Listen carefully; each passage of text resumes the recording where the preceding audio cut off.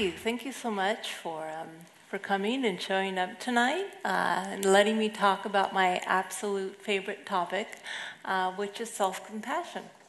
So I thought maybe I'd just give you a little sense of how I got involved in self-compassion and really how I came to devote my life to this topic, which really is my life's work.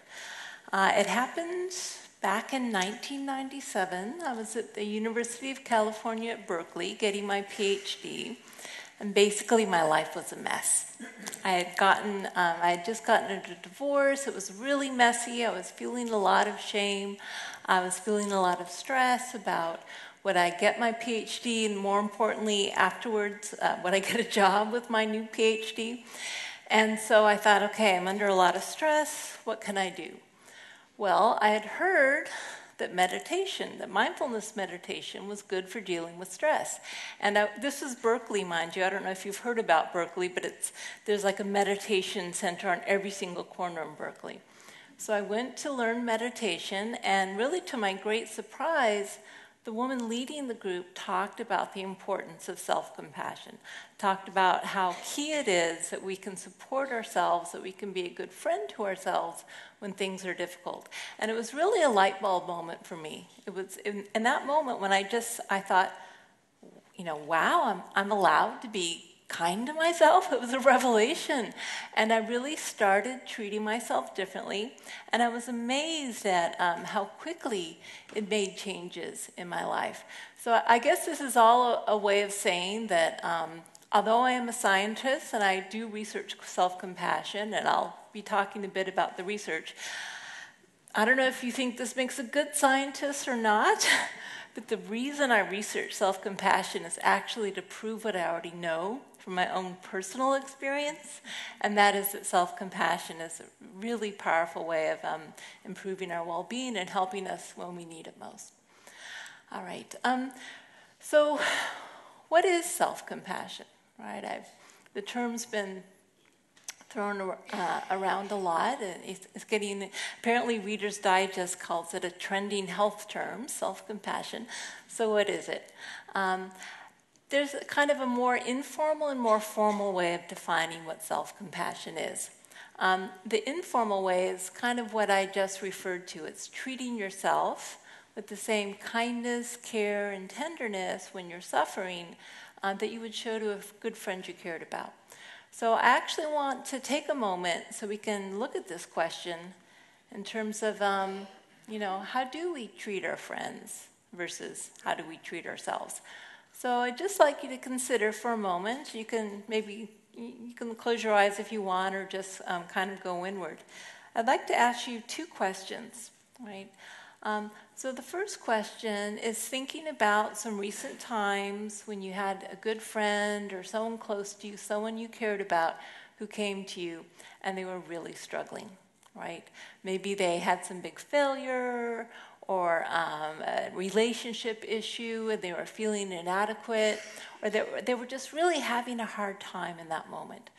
Think about when a good friend has come to you in that situation, what types of things do you usually say to your friends when they're having a hard time or feeling bad about themselves, right? So, and it's not only what you say to your friends in that circumstance, but what's your tone of voice, right? How do you relate to them? What's your body language like when your friends come to you who are suffering? So just take a moment to kind of think about that.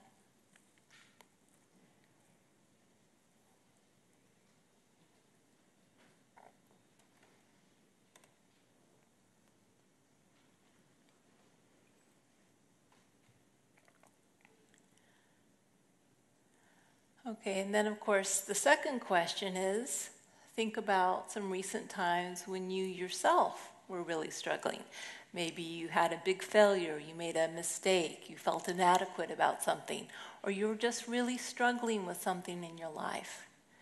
So what types of things do you typically say to yourself in such situations, right? What types of language do you use? And again, really importantly, what tone do you use with yourself? Okay, so again, think about that for a moment or two.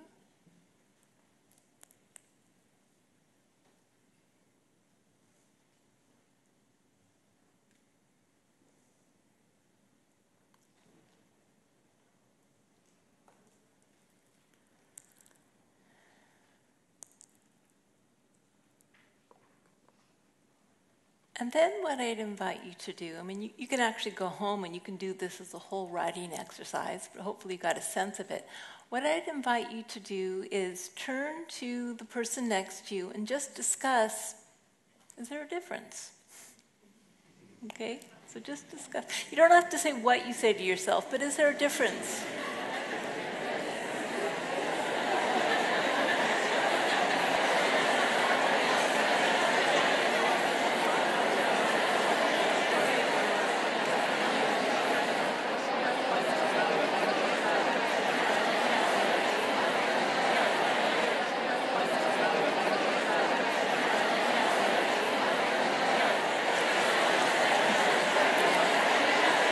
Okay, winding it down. So I forgot my bells. I usually have bells that are brilliant for stopping people, but yeah, I have a feeling you guys could have gone all night. Obviously a lot of energy around that. Yeah, so I'm sure that what most of you noticed is you tended to be much kinder, warmer, more supportive, more understanding to your friends, the people you cared about, than to ourselves, right? So really, in some ways, what self-compassion is, quite simply, is treating ourselves, again, with the same quality of warmth, care, concern, especially when we're struggling, that we show to the people we care about. Okay.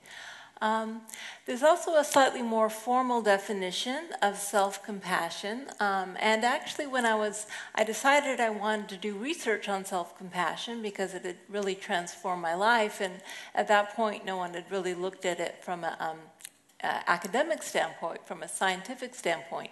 And so really where I started was thinking about what went into compassion for others. Because at least from my point of view, the feeling of compassion is the same when we experience it for self or for others. It's just that we experience it much more often for others than ourselves. So let's say, let's think about what goes into the experience of compassion for others. Let's say you're walking down the street and there's this woman by the side of the road.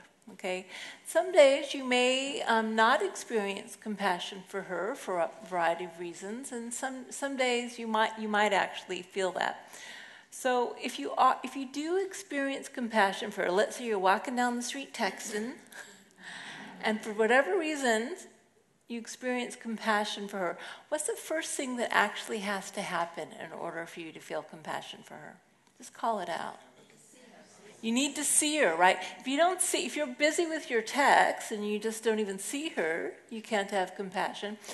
But it's more than just seeing her. I mean, maybe you see her enough like not to bump into her, right, as you're doing your text.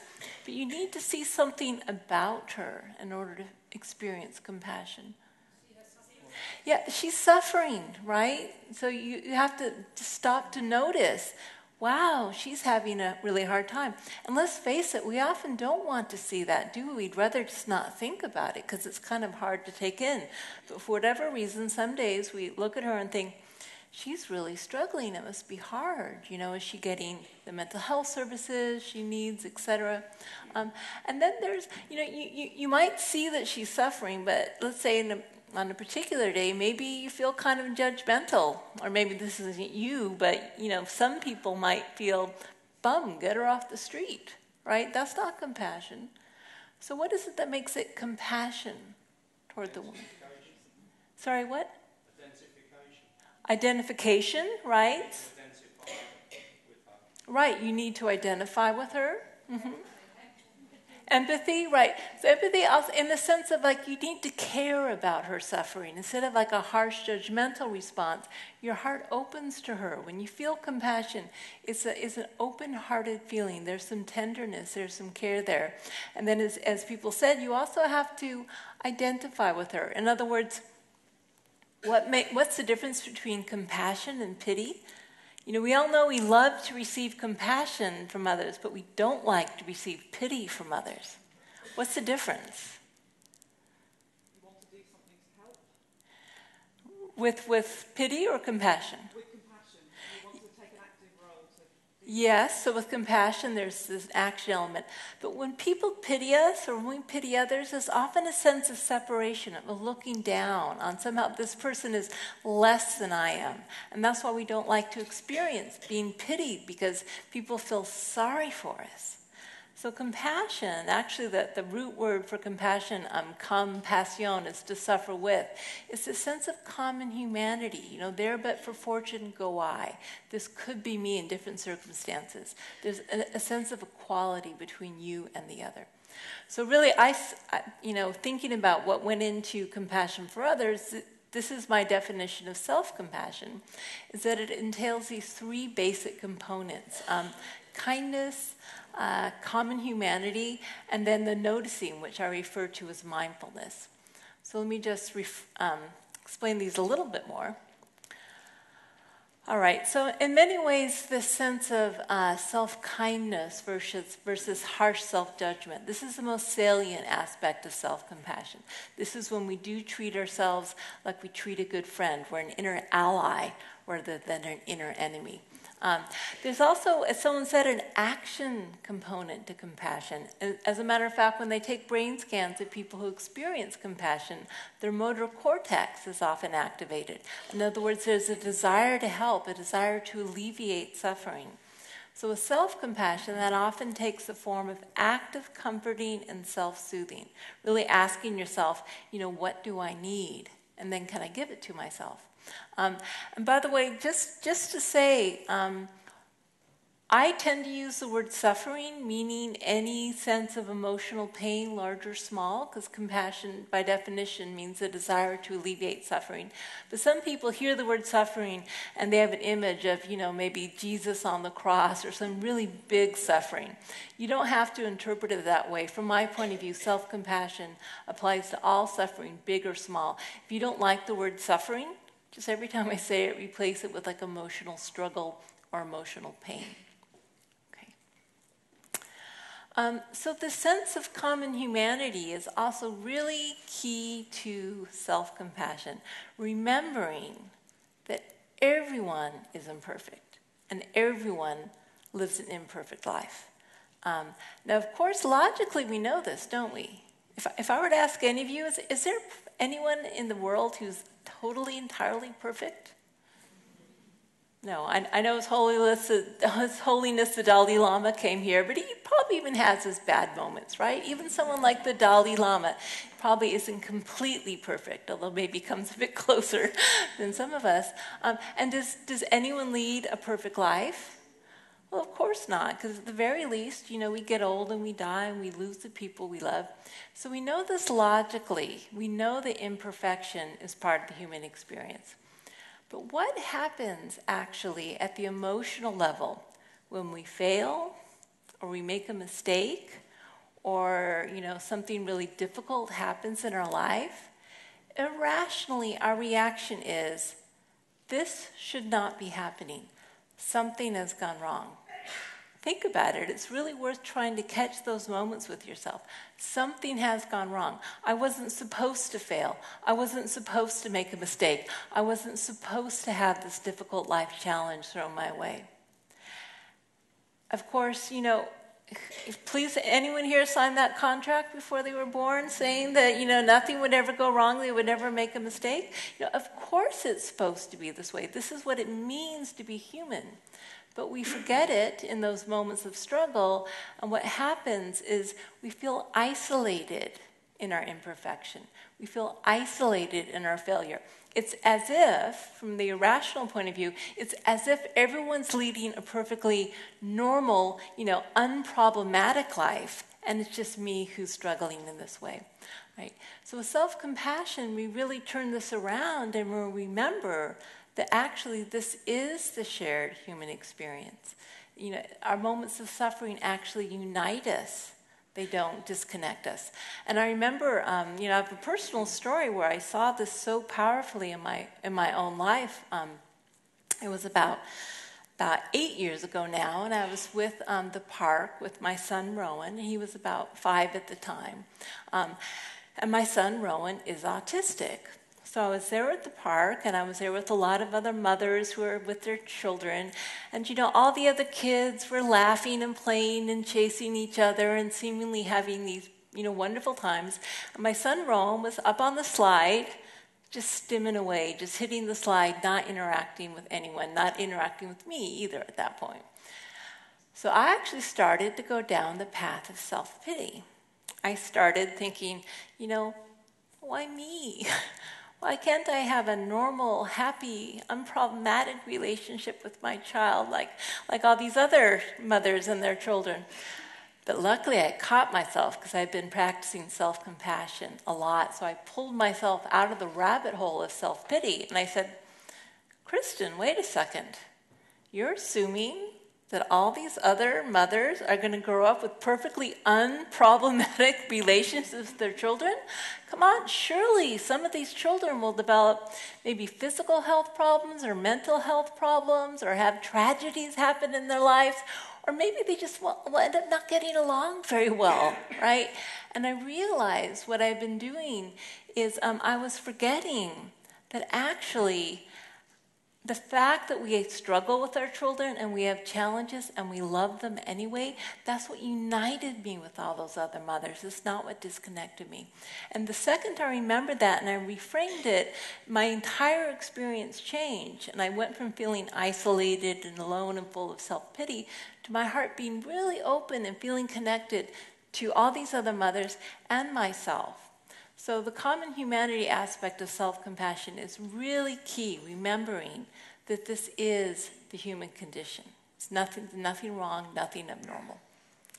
All right. And then finally, the last aspect of self-compassion is mindfulness. So there's been a lot of talk about mindfulness, and I know you've had talks here with this group.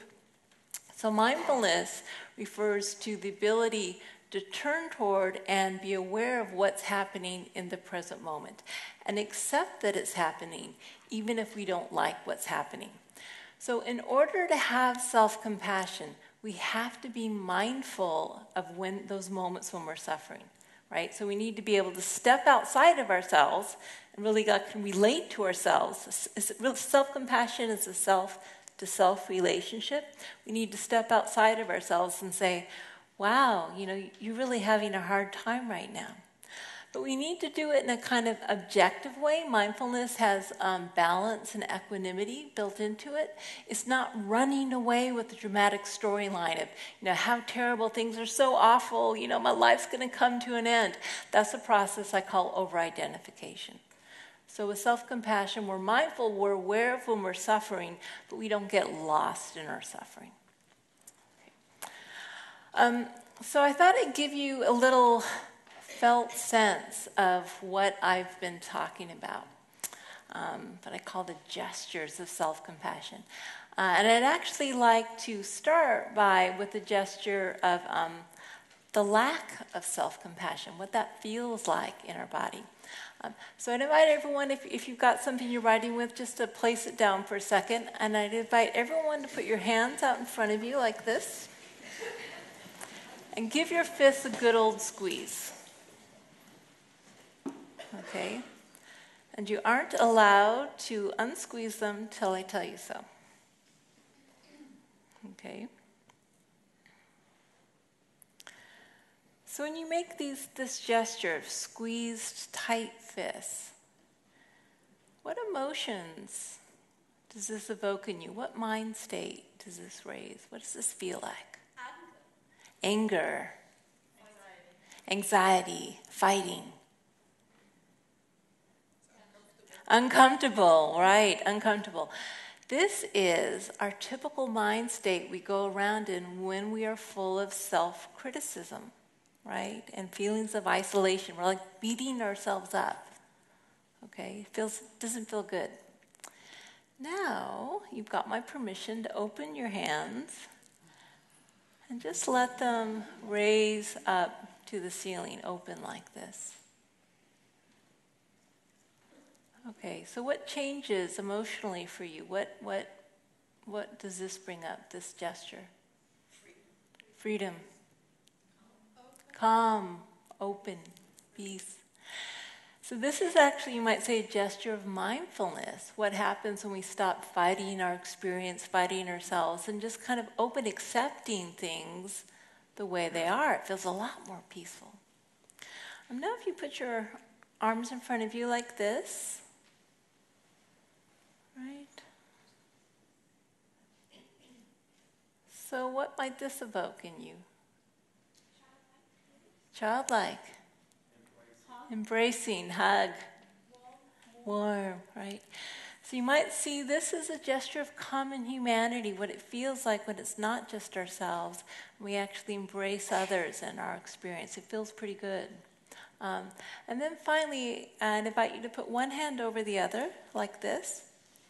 And place both hands over the center of your heart. Just take a moment to really feel that. Notice the warmth of your hands, the gentle touch of your fingers on your body. You may even be able to notice the beating of your heart underneath your hands.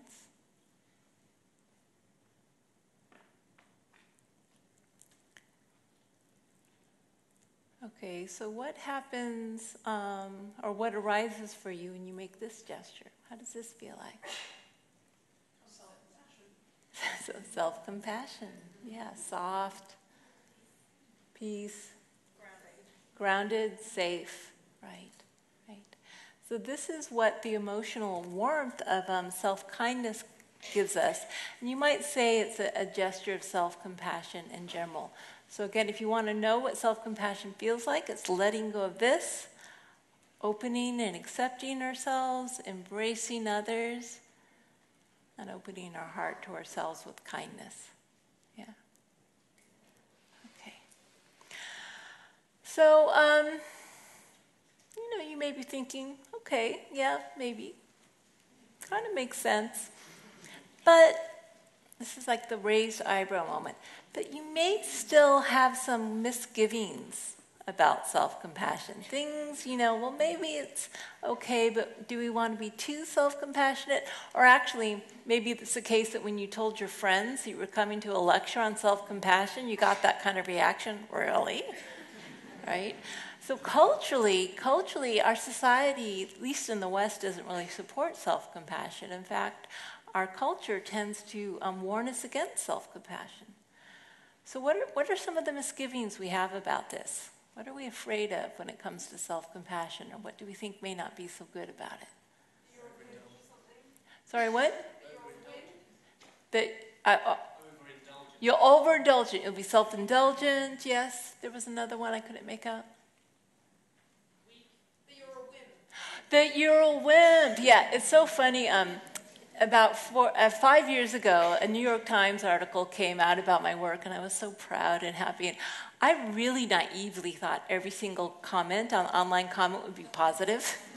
I really did. Fully a third of them were negative, and one comment stands out in particular. Someone wrote, "Oh, great, just what we need, a nation of sissies." Right? So there's this idea that it's wimpy, that it's weak, it's for sissies. What else? It's airy-fairy, right? Maybe touchy-feely. It's not like scientific. It's selfish, right? The word self's in there. Self-compassion. Isn't that selfish? Right, so it gives you an excuse not to do something. Maybe it'll undermine your motivation. You'll be lazy, yeah? You won't learn. Did you say something after that? You won't learn from your mistakes. And maybe, as a matter of fact, you won't even take responsibility for your mistakes, right? So those two go hand in hand. Anything else? You haven't earned it, right? Yes. Yeah, that's not so much a fear of self-compassion, but certainly a block people have to being self-compassionate is they feel they don't deserve it. So, it used to be when I would give lectures on self-compassion, I would give lots of eloquent reasons why I felt that these misgivings were actually misconceptions. And now really we have the research to show that these misgivings are not actually founded in terms of the actual impact of self-compassion on us. So just to say, you can see the field of self-compassion research has absolutely exploded. So back in 2003, I published a paper defining self-compassion and a scale to measure it. And now I can't even keep up with the literature. It's really just growing so quickly. The majority of research, not all, this is starting to change, but the majority of research is still done with a scale I developed way back when to measure self-compassionate attitudes, basically just behaviors corresponding to these different elements of self-compassion, right?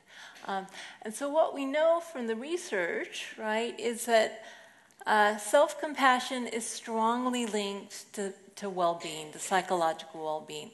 So we know that the more self-compassionate people are, or we're doing more and more studies where we're helping people learn how to be more self-compassionate or putting them in a self-compassionate frame of mind, what we know is it's linked to less anxiety, depression, less stress, less maladaptive perfectionism, shame, less body dissatisfaction, fewer eating disorders, right? So it seems to be really linked to lower negative mind states.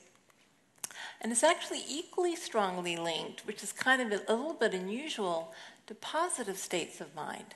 So we know that the more self-compassionate people are, the happier they are, the more satisfied with their lives, the more grateful they are, the more optimistic they are, the more able they are to appreciate their bodies. Okay? So really, I see this as one of the wonderful kind of alchemic powers of self-compassion, is that it simultaneously reduces the negative and enhances the positive. And that's because if you think about what self-compassion really is, if you want a different way of describing the three components of self-compassion, it's really a form of loving, connected presence. It's kind of a more evocative term than self-compassion. When we are in a state of self-compassion, we are in a state of loving, kindness, connected, common humanity, presence, mindfulness. So when we apply the balm of loving, connected presence to these negative mind states, it soothes and calms and alleviates the suffering at the same time that this is a very positive state of mind. So it does both simultaneously. So the idea that self-compassion is selfish, right? Or some people even might be afraid it's narcissistic, right? Being kind to yourself as opposed to others. So actually, when I first started doing research in self-compassion, I was really interested in how it differed than self-esteem. Okay, so we know that like self-esteem, self-compassion is linked to psychological health. We know self-esteem is good for psychological health, but it also has some downsides, right? So self-esteem, for instance, is usually derived from social comparison, a feeling special and above average. Self-compassion isn't linked to social comparison the way self-esteem is. You don't have to be better than others to feel good about yourself.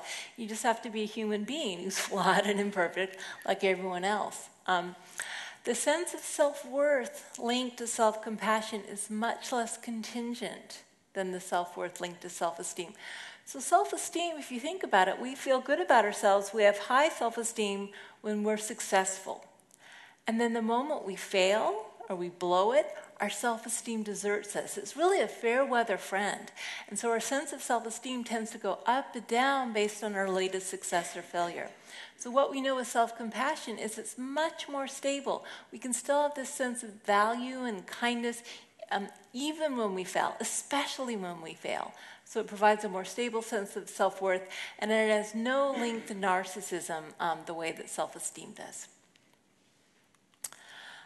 So is self-compassion weak? Right? So really the research literature now is showing that it's probably one of the most powerful sources of coping and resilience and strength we have available to us, right? So just, a lot of studies in this area, but just to give one, I actually had a dissertation student who examined the self-compassion levels of veterans coming back from Iraq and Afghanistan, and she found that veterans' level of self-compassion was more predictive of whether or not they would develop PTSD 1 year later than the level of combat exposure they faced, right? So think about it. It wasn't just what happened to them when they were overseas that determined whether they got PTSD. It's how they treated themselves. Again, were they an inner ally or an inner enemy?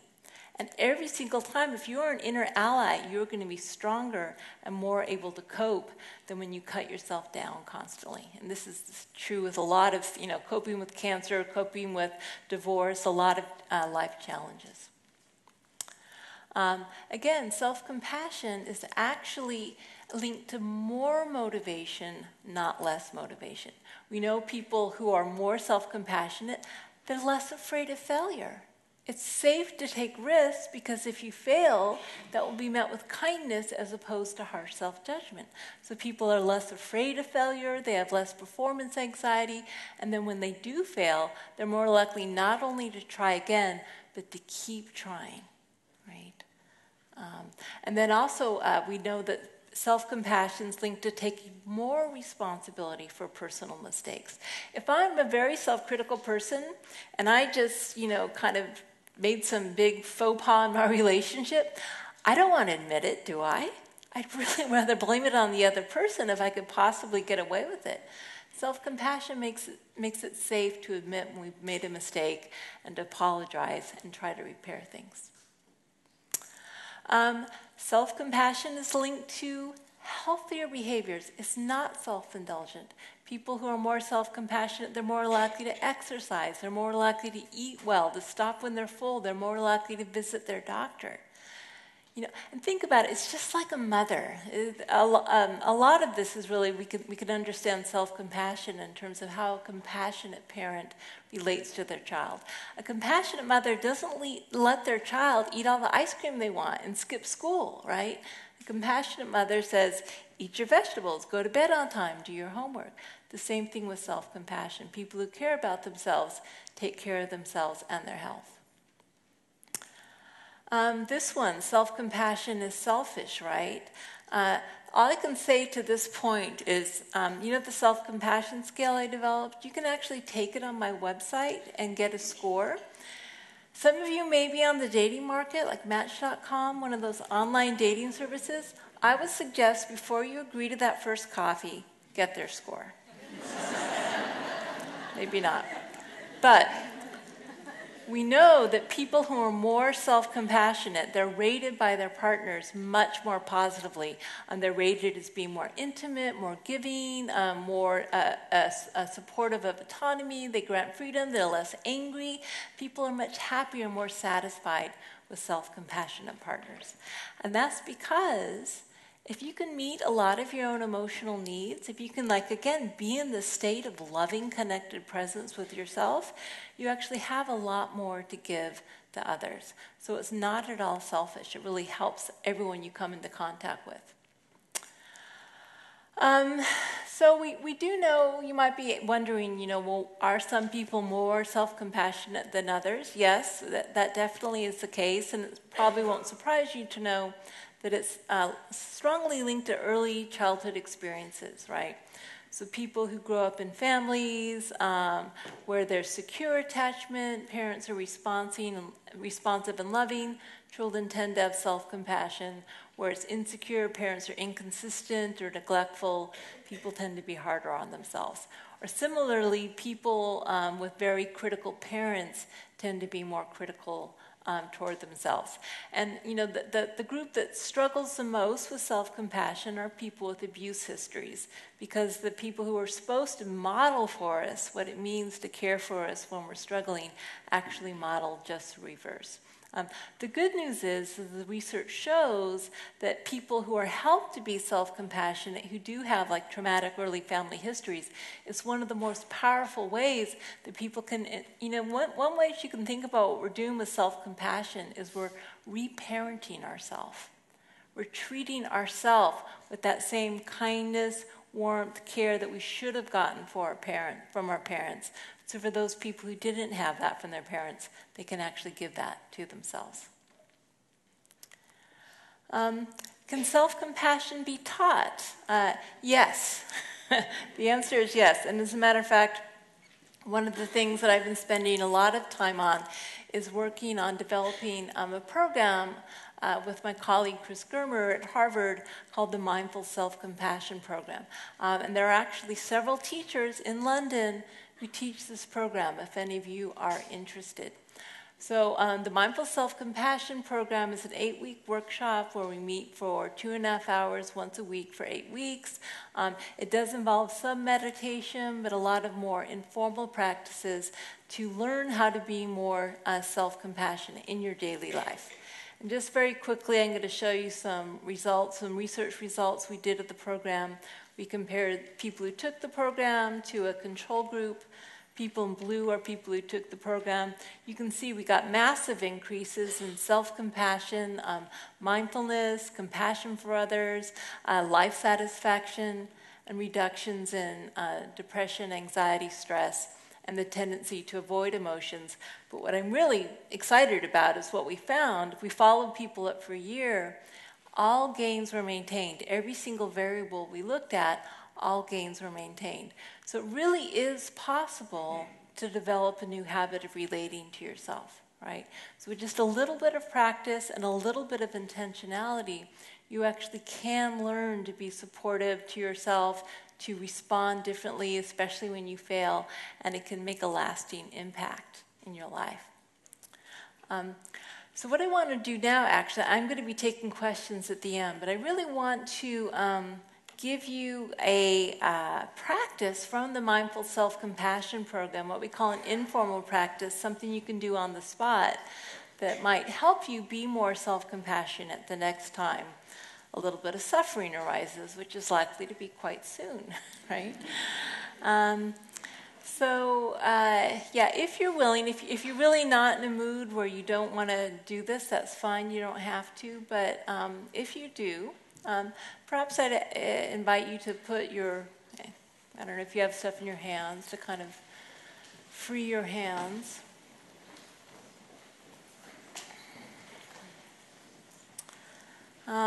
And I'm actually going to teach this more as a mini meditation, although in fact the practice is designed to be used on the spot anytime you need it. Okay. But if you feel comfortable, you may want to close your eyes, partly just to help you go inside of yourself, and also you don't have to worry about people looking at you as we do this practice.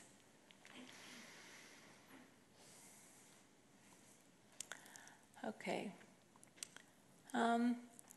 So this is a practice that uses the 3 elements of self-compassion to help us respond in a new way to challenge or difficulty. And to do so, we actually have to call up a little real-life challenge or difficulty. Okay? So I would invite you to think about some situation in your life right now, a real situation that's causing some emotional struggle. Okay, this may be a work issue, a relationship issue, a health issue. And because we're learning this new skill and because we're in this kind of public context, I would advise you not to choose an overwhelmingly difficult problem you're facing in your life. Something that's, a challenge, but not overwhelmingly so. Maybe something that's like a 4 on a scale of 1 to 10.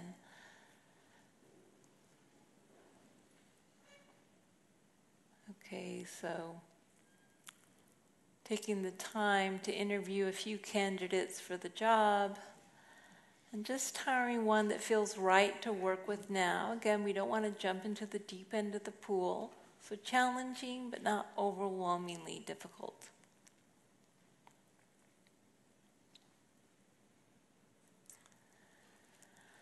And let yourself really get in touch with the situation. What's going on?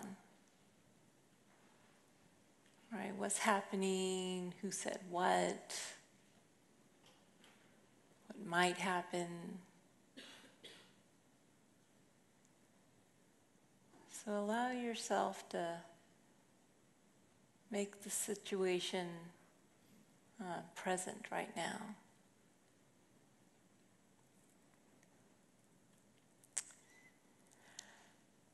Then I'm going to be saying a series of phrases that actually help remind us of the three components of self-compassion. All right, the first phrase is, this is a moment of suffering. Okay, what we're doing is we're using mindfulness to turn toward and acknowledge, to validate. This is a moment of suffering. And this language may not work so well for you, so you may want to try different language. Something like, this is really hard. Or I'm struggling right now.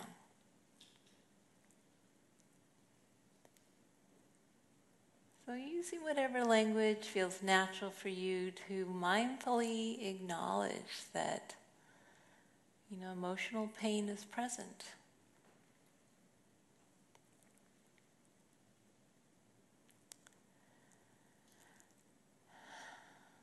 And the second phrase is, suffering is a part of life. Okay, we're reminding ourselves of our common humanity. This is part of what it means to live a human life.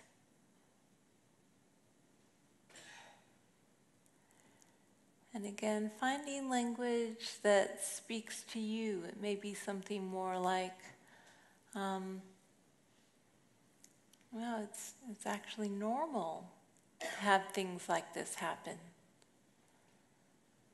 Or maybe, I'm not alone. There are many people, surely, who feel this way.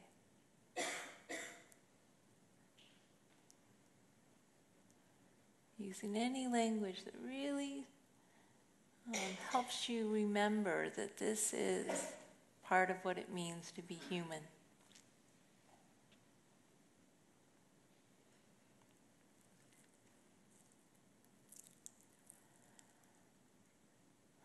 And then the last phrase is, may I be kind to myself.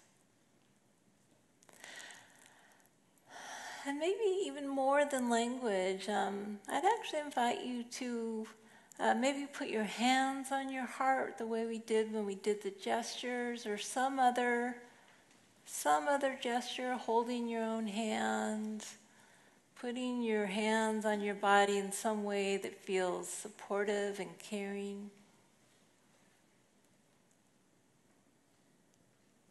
Right, allowing your hands to kind of express the way you might to a friend, express the fact that you care.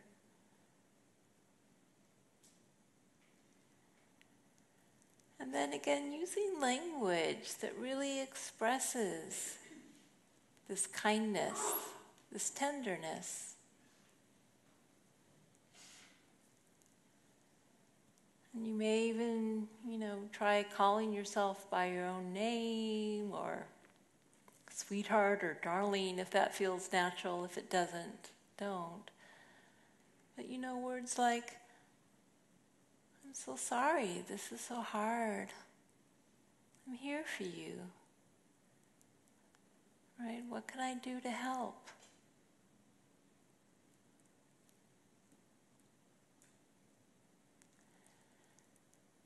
In fact, sometimes it can be useful to think of, what would you say to a close friend who was going through the exact same situation you were, who was struggling with the exact same issue? What would be your natural response? What would you say, and what tone of voice would you have?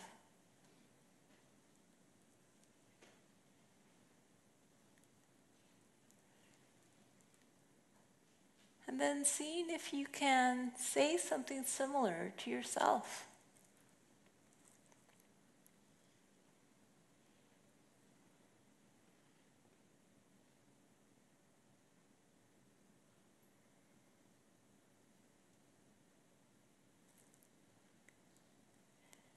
noticing that this may feel awkward, it may feel unnatural, but what we're doing is we're planting the seeds of kindness and compassion and seeing what arises.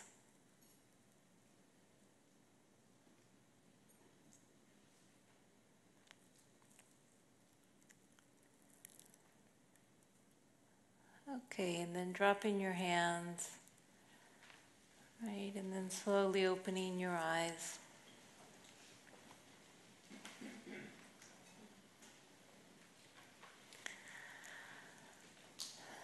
So that's a self-compassion break. That's just one of a variety of practices you can do. You can start to form the habit when you're struggling, you make a big mistake, you're feeling bad about yourself. To form the habit of relating to yourself in a kinder, more supportive and connective way. And it can really make a huge difference in your life. Okay. Not quite done, but I'll take it anyway. So I just want to bring up one more topic, and then I'm going to open it up to general questions. And that's this question here. Can one even be compassionate to others if one isn't first compassionate to oneself?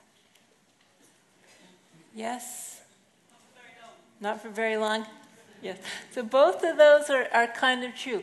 I mean, it's, like some people say that you have to be self-compassionate before you can be compassionate to others. Actually, it doesn't seem to be the case, right? I've actually been doing some research on this topic. I've also developed a compassion for others scale to see how closely they're linked. And they're linked only weakly, right? So in other words, the degree to which you're compassionate to yourself and others, they're kind of related, but it's not a very strong relationship. Among college undergraduates, there's absolutely no relationship. And it's always in the direction of being more compassionate to others than oneself. So what I'm finding in my research is about 76% of people are significantly more compassionate to others than they are to themselves.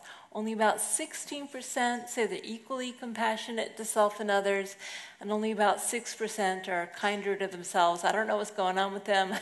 They're so rare, I haven't really investigated them much, but it's actually quite unusual.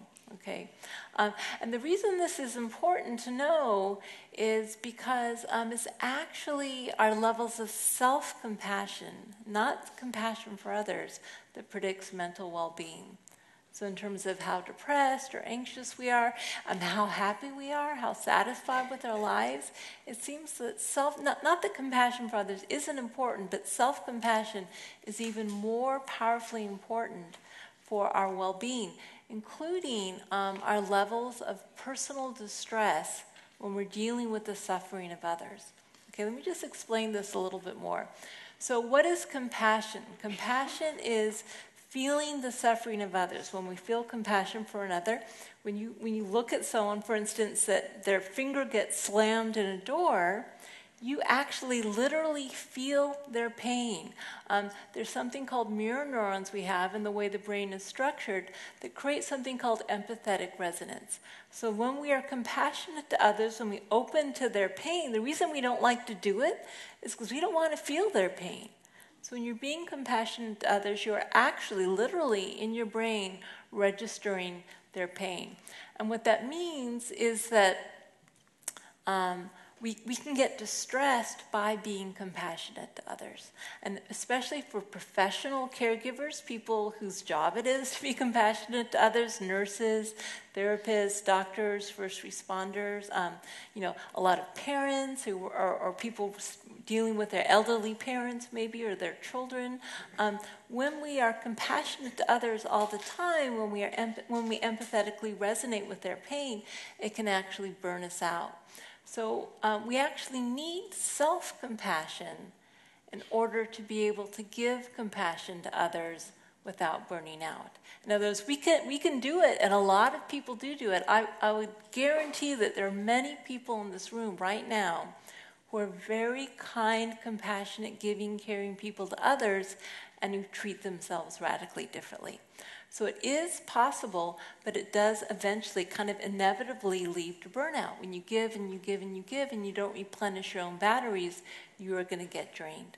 So self-compassion is really key to sustaining giving compassion to others. And we do have some research on this point that people who are more self-compassionate, they suffer less burnout and caregiver fatigue, and they're actually more able to be satisfied with the role of being a caregiver. And in fact, sometimes, again, this coming back to this point that people think self-compassion is selfish, that we should just be focused on giving compassion to others. But empathetic resonance goes both ways. So we feel the emotions and suffering of others, but other people feel our emotions and whether or not we're suffering. So if your mind is full of self-criticism, agitation, frustration, I'm not good enough, I'm insecure, every single person we come in contact with is empathetically resonating with our negative mind state. But if our mind is full of self-compassion, remember another way of thinking about this is loving, connected presence. If people who we care for and we're interacting with are interacting with loving, connected presence, they are actually directly being impacted by our mind state. So we aren't so separate. We think of ourselves and others as so separate. We're really deeply connected. Even at the neurological level as human beings, we're constantly picking up on each other's emotions. So practicing self-compassion helps the people you're caring for and also helps sustain it. And just really, finally, to just, again, going back to my personal story, so I told you my son Rowan is autistic, and really dealing with his autism was the time when I just knew that this stuff worked, and it made such a difference. So when he was young, he used to have these terrible tantrums, really horrific tantrums. He had a lot of sensory sensitivity, and something might trigger him and set him off. So I'll give you one story, actually. I remember once I was on a plane to England. Rowan's grandparents are English, so we were on the transatlantic flight from Austin to London, actually. And I have no idea what set him off. It was just about that time when they were lowering the lights and everyone's like, okay, I can finally get some sleep. And he just lost it, right? So he was about this age, this big at the time, about a 5-year-old. So he's like screaming and flailing and screaming at the top of his lungs. And I'm like, what to do? I was totally overwhelmed with stress. I had no idea how I was going to cope with the situation. I had very few options. The windows were closed. God damn it, that wasn't an option. Okay, so what am I going to do? What am I going to do? So I had the brilliant idea that I will take him to the toilet and take him inside and let him tantrum in there, and it will kind of muffle the sound of his screams, maybe. What other options did I have? So I take him to the toilet down the aisle, kicking, screaming, flailing. And I get outside the toilet, which is, of course, occupied. So I couldn't, my last-ditch plan didn't work, so there I am. And I knew at that moment, but I had been practicing self-compassion. I knew that I had this resource. I had this resource of self-compassion available to me. Even in this horrific moment, I could call on my own self-care. So what I did is I spent maybe 5% of my attention on Rowan to make sure he wasn't harming himself or, hurting anything. And I just flooded myself with compassion. This is so hard for you, darling. I'm here for you. It's going to be okay. I even though it was in public, I was giving myself soothing touch. I didn't care. I knew I needed to support myself in that moment. And what I found when I did that, and this happened any time Rowan tantrumed, is he calmed down. Right? So in those moments when I let myself be agitated, or if I started criticizing myself, maybe thinking I made some parenting mistake, I would get agitated, he would ramp up. But the second I could give loving, connected presence to myself, he would calm down. So I really learned from firsthand experience that self-compassion is not only necessary to maintain compassion for others, but it actually is itself an act of compassion for others. Because everyone who comes in contact with us benefits from our more peaceful, loving state of mind. Okay. And now we can have questions.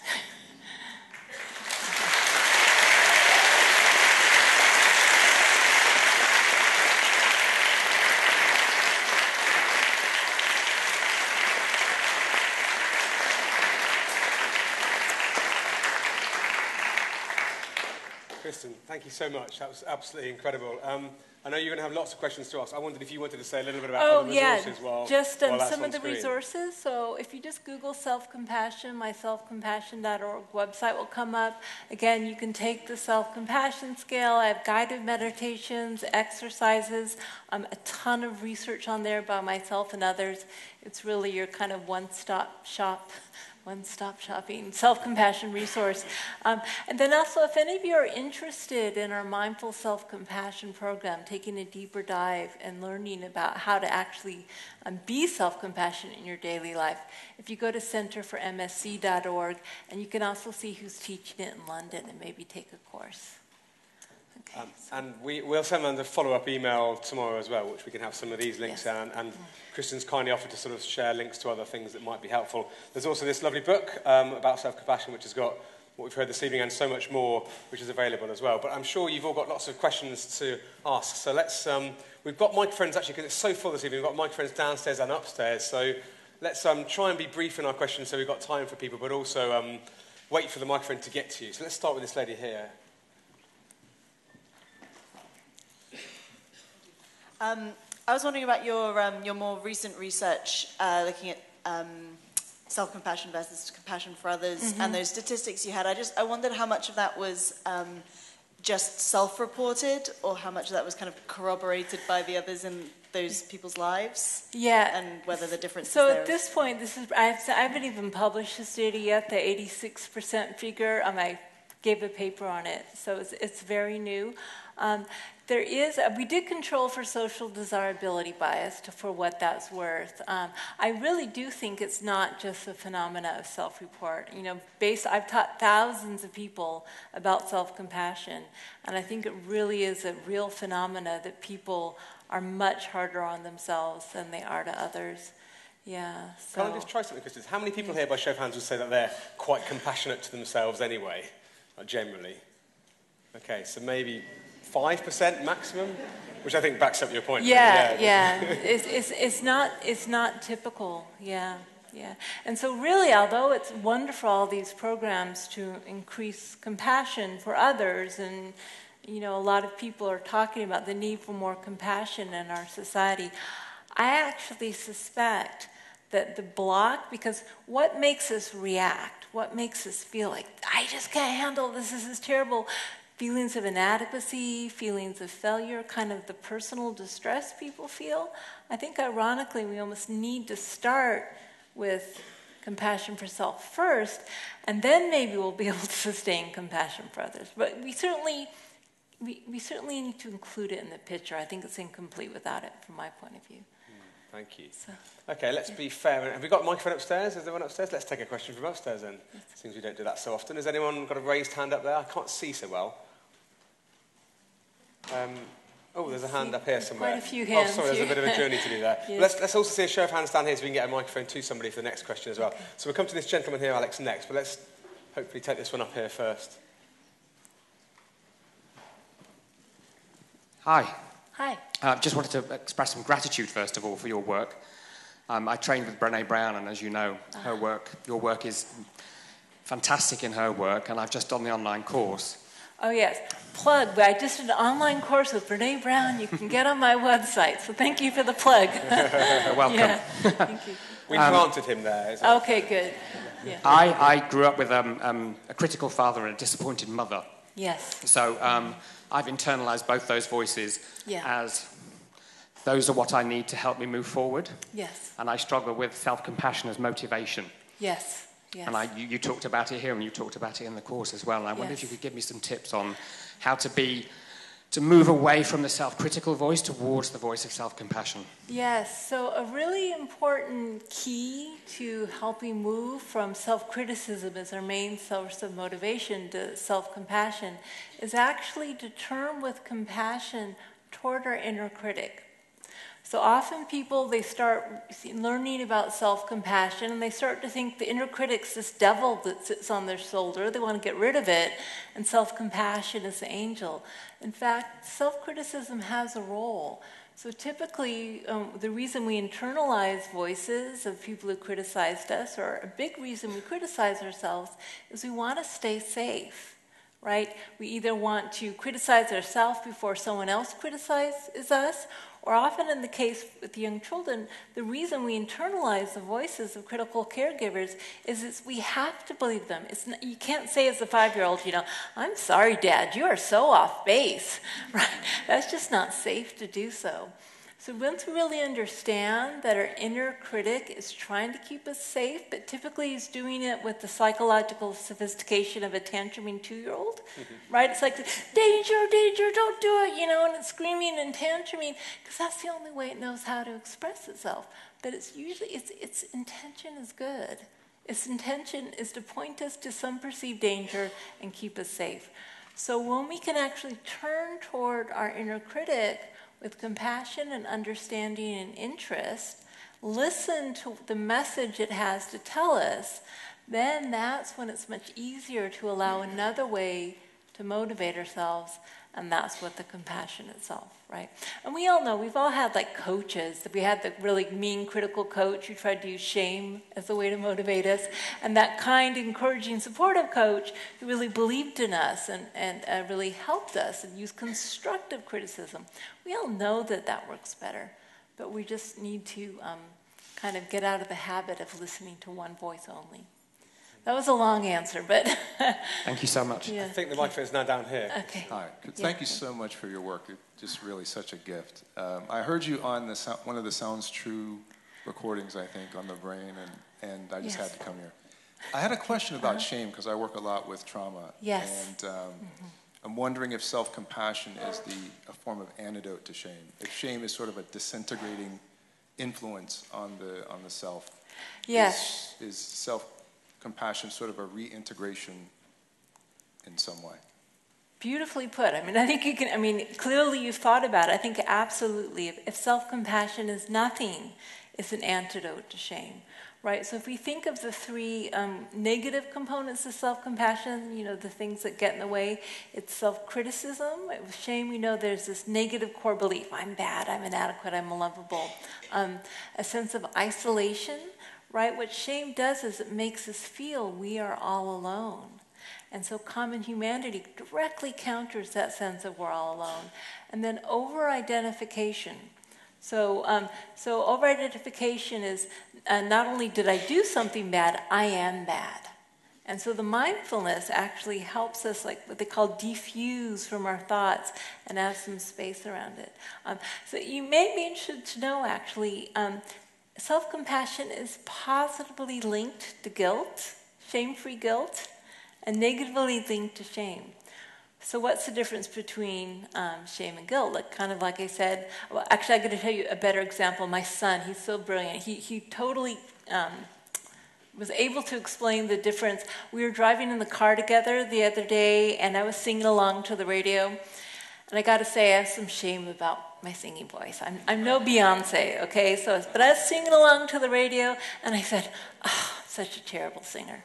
And my son said, you weren't a terrible singer, Mommy. You just sing terribly. So that's the difference, right? So with self-compassion, we could acknowledge that we sing terribly, but it doesn't mean that we are somehow a bad person. Yeah, so and that thing about the dissolving sense of self, right? So shame eradicates, in one way it really highlights the sense of self, where it's very self-focused, the state of shame, but it also kind of eradicates the sense of self. Sometimes people can't even find their bodies when they're experiencing intense shame. So self-compassion kind of is this healthy sense of self that you can actually rely on. Yeah. Did you say self-compassion is related to more to guilt than shame? Is that what you're saying? Self-compassion is positively linked to guilt, but they have a way of measuring guilt where they take the shame piece out of it. So it's actually linked to the disposition to apologize, for instance. People who are more self-compassionate are more likely to say, I did it, I messed up, I'm so sorry, how can I repair the situation? Because guilt can be healthy as long as it's not neurotic. It's like, I'm not bad, I just did something that was disagreeable. And it actually gives you the safety to own your own misdeeds, but in a healthy way, not a debilitating way. Yeah. Very interesting. I think there were some other hands in this sort of zone while the microphone's there. Yes, lady in the green cardigan. I'm an NHS doctor and work in medical education, and I can't tell you the levels of depression, anxiety, suicidality, dropout amongst our medical students and junior doctors. Yes. This is very important work, not just for looking after them, but for helping them be caring for our patients that we serve in the future. But my question is, how can we take this beyond the individual, what we do for ourselves, and as institutions? I'm wondering if in your institution there are lessons for the leaders of institutions to make our academic institutions or our workplaces more conducive to promoting self-compassion. So I'm really interested in both two populations. Kind of my current area of research are teachers and medical residents, and I'm actually going to be doing studies in both starting this fall. So before I go into the institutional part of it, I really do think that training in self-compassion should be part of education, to be a teacher or to be a healthcare worker or to be a therapist. What I'm actually doing is I'm really interested in, can we teach self-compassion in smaller doses that don't require meditation? We actually have some research that shows that you can teach self-compassion without necessarily people having to meditate, which is good news because although meditation is a very tried and true way of training your brain and it really works, not everyone wants to meditate. And in a place like Texas, where a lot of people have strong religious beliefs, they really don't want to meditate. So how do we, can we help people with a short, briefer training without meditation, where you just practice things like the self-compassion break instead of a meditation? Will that help reduce burnout? So I'm interested in that.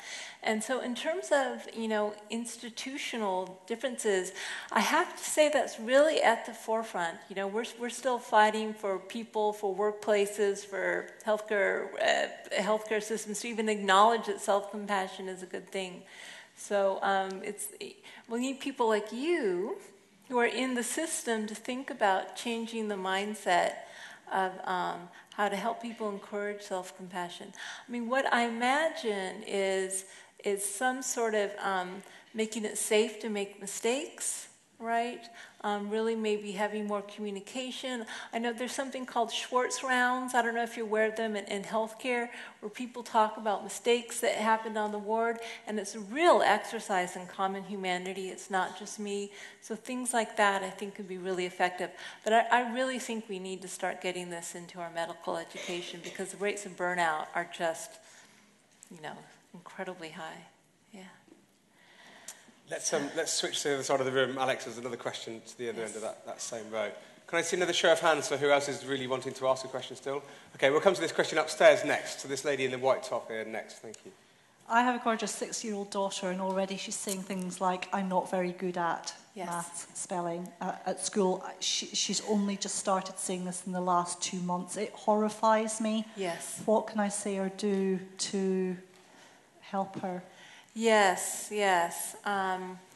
So I wish I could say we actually just developed an adaptation of our mindful self-compassion program for teens.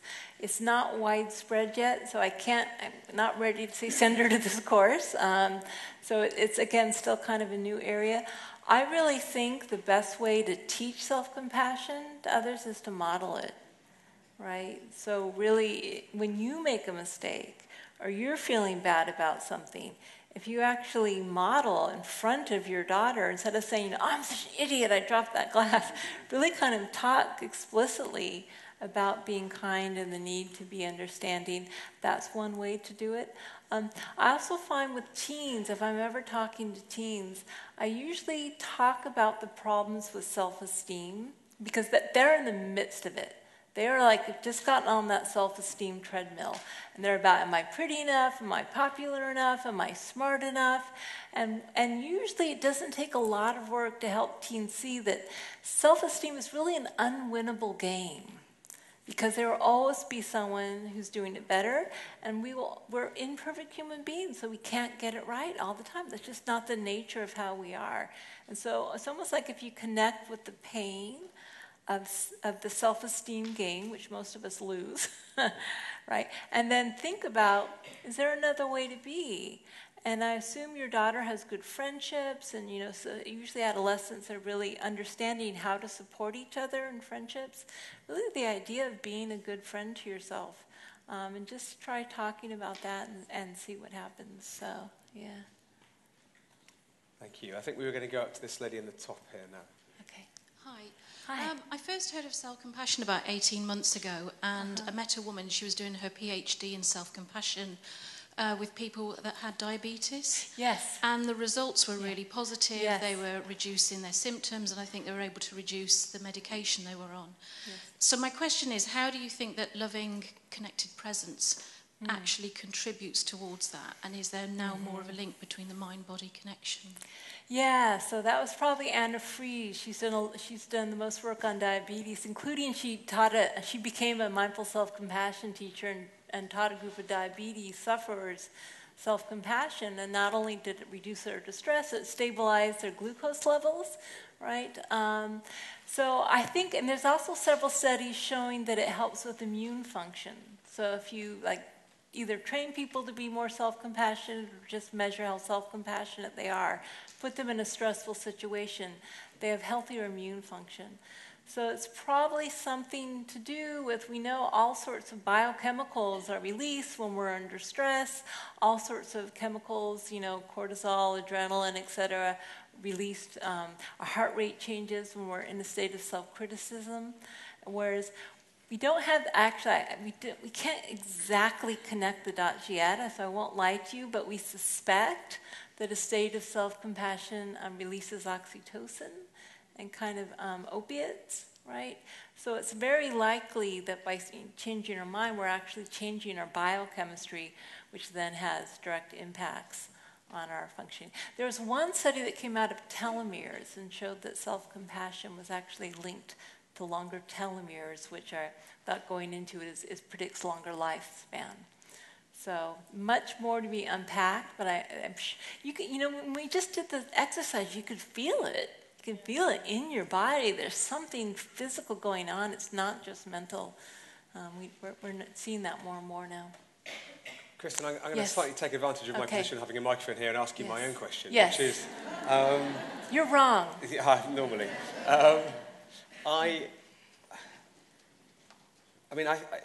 You said an interesting thing to me when we were talking before the event about contrasting sort of mindfulness practice where people may have to practice for a number of minutes or hours a day with the fact that self-compassion is something that you can potentially do in a more instantaneous way. And you've shown really clearly this evening these amazing benefits in terms of relationships and health and all these incredible things, telomeres, as you just said.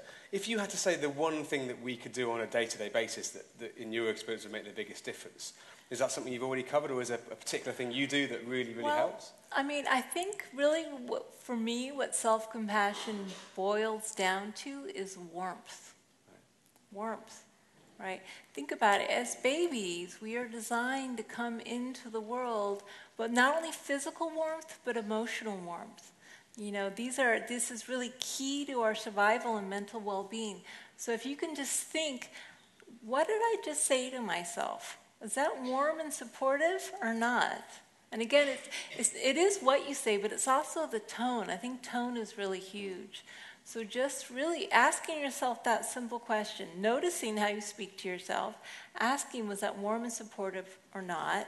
And if not, just change what you say. And it will feel weird at first. I'm gonna tell you, you'll feel like, oh my, this feels strange, and I don't believe it, and but you actually do develop the habit of speaking to yourself in a kinder, more supportive way. And after a while, it starts to become your first instinct, your first habit. So I would just say, yeah. Thank you, that's very helpful. Yeah. Okay, we've got time for just a couple more questions, then we need to wrap up. So let's just see some hands. We'll take this one down on the front row, but I'm conscious of the fact we haven't taken many from the back. Anyone at the back of the room who's got a hand raised? Okay, let's have a look at anything back upstairs. Where am I missing? Okay, let's take this one now. Yeah. Kristin, thank you so much for your talk and your research and what you've shared with us. It was really beautiful. I just wanted to ask a quick question about, in Buddhist psychology, there is a concept of metta or loving kindness. Yes. And what is the difference or similarity between self-compassion and loving kindness for self? Yes. So they're very strongly related, right? So loving kindness, you might say, is goodwill. Loving kindness typically, directed towards self and others. And the idea is, the difference with compassion is really just that suffering is present. So some people say, when loving kindness meets suffering and stays loving, it manifests as compassion. Or there's, I think it was Lama Yeshe who said, when the sunshine of loving kindness meets the tears of suffering, the rainbow of compassion appears. So it's kind of this idea that, so it's the same, but the reason I actually think oftentimes loving kindness meditation, which basically involves saying phrases, generating goodwill to yourself, the reason I think it's not as directly relevant to self-compassion, although it does raise it, is because it's not in the context of suffering. So we really need to practice holding suffering in love, you might say. And it feels different than just generally wishing that yourself be well and be happy. So they're two sides of the same coin. But I think from a pragmatic standpoint, the way you cultivate each is slightly different. We teach both in our program. Yeah. We have two people vying to do the final question of the evening. I'll allow you to choose. No, that's your job. I saw this gentleman here first, so let's take the final question here. Okay. I think it's more of an acknowledgement than a question. I wanted to acknowledge Rowan, actually. Yes. I wanted to acknowledge your loving, connected presence with Rowan and just say how inspiring it is, that empathetic resonance. And I'm sure there'll be many people in the audience who perceive people and events and things around them as persistently problematic, but I just wanted to thank you and Rowan for teaching us so much about being at peace, and that loving, connected presence is so inspiring, so thank you. Thank you to Rowan as well. Thank you to Ron. He's my biggest teacher. Actually, some of you may have heard of him. There's a film and a book called The Horse Boy. And so that's me, and that's Rowan, and that's kind of, if you want to know how in the world I survived going to Mongolia, traveling across to the outer Mongolia on horseback to consult with shamans, it was my self-compassion practice. And if you watch the documentary, you get bonus points if you see the moment where I put my hand on my heart. There is a moment. You got to look for it. Okay. Kristin, thank you so much for being here this evening. It's been an absolutely amazing event and so much to learn and take in. Before we show our appreciation to Kristin once more, and you can all go away and check this book out and follow up on some of these resources, just to let you know very briefly about what's coming up. We're having a bit of a break over the summer with Action for Happiness events in this context, but in September we're starting up with some fantastic new things again. In September we have Richard Burnett from the Mindfulness in Schools programme talking about young people and well-being. In October we have Professor Tanya Byron here talking about living well in the modern world and the sort of challenges we face around digital media and that sort of thing. In November we have Ed Halliwell doing a talk on mindfulness beyond the hype, looking at kind of what that means, the bigger societal implications of mindfulness. And in December an event on happy communities and how we can make a difference locally in some of the work that's happening in communities around the UK. So please do stay in touch and join us for those, but more importantly, please join me in giving Kristin a huge thank you for this evening's experience.